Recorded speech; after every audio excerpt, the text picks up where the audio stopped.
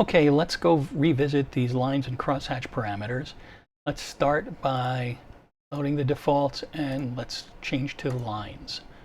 Okay, so here we have lines, and let's actually increase our frequency just a little bit.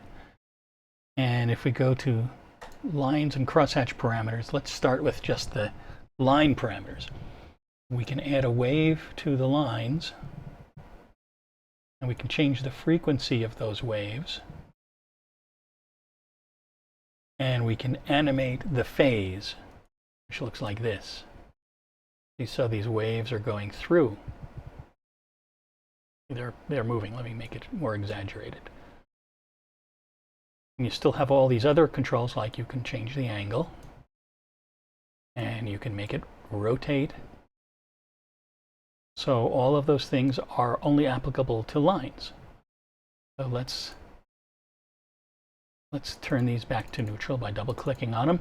And now we have this enable crosshatch. So this, see, it has scale, angle, rotation speed, amplitude, frequency, and phase. So this is basically another set of the basic controls that the lines have. And if we turn them on, we get basically a second set of lines. So the scale is the frequency. The angle is the angle relative to the regular line. So for instance, if you change this main angle, the angle between the two sets of lines stays the same. And then you have, its own rotation speed. So this adds some rotation to just the crosshatch lines. And you have, the same sorts of wavy things and phase things.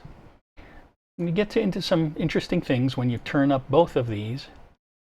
You get that sort of Guilloche pattern that you see on money, particularly if you start to do a little bit of this sort of thing.